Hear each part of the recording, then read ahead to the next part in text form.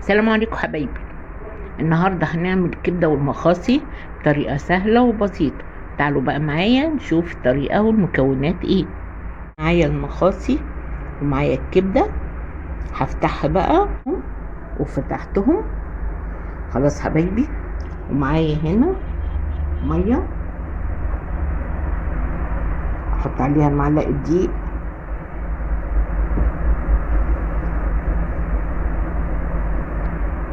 نص معلقه جنزبيل، مش هحط لها اي حاجه تاني، انا بس هنقعها شويه.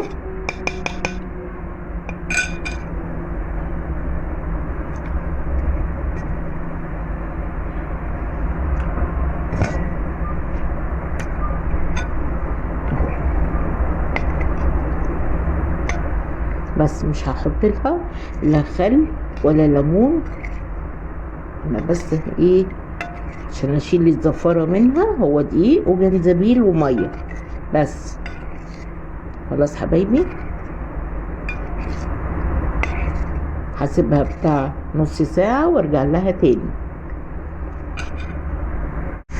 خلاص حبايبي كده انا صفيت المخاصي بعد ما شطفتها خلاص حبايبي، ومعايا الكبده اهي مقطعاها. يلا بقى على البوتاجاز نشتغل فيها على طول. بص حبايبي، معايا بصل، فلفل الوان خلاص حبايبي، ومعايا التوابل، ملح، فلفل، بهارات الكبده، ومعايا نص معلقه بابريكا. معايا طاسه تيفال حطينا فيها سمنه بلدي، وعلى البوتاجاز على طول. هنزل الخضار،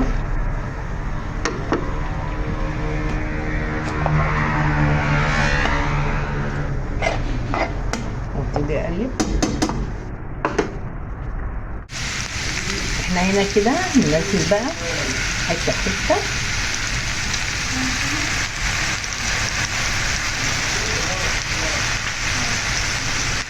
ننزل الاول المخاصي،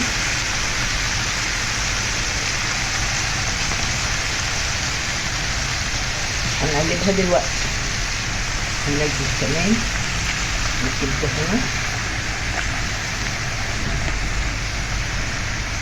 الكبده دي يا جماعه بلدي. وبعدين ننزل التوابل،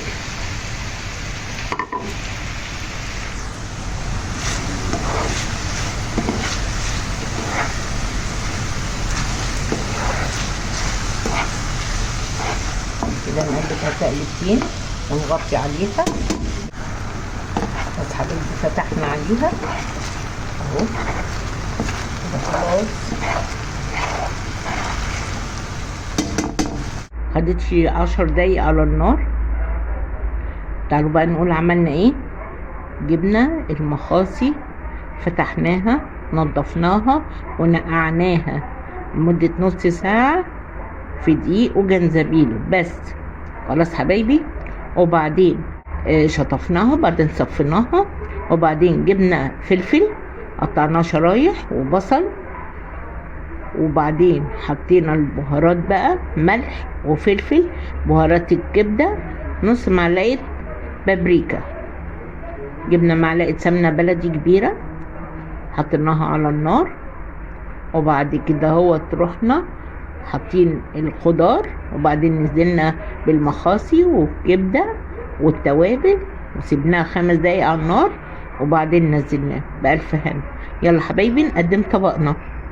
وبكده حبايبي يكون وصفتنا خلصت النهارده. عملنا الكبده والمخاصي بطريقه سهله وبسيطه، والطعم تحفه.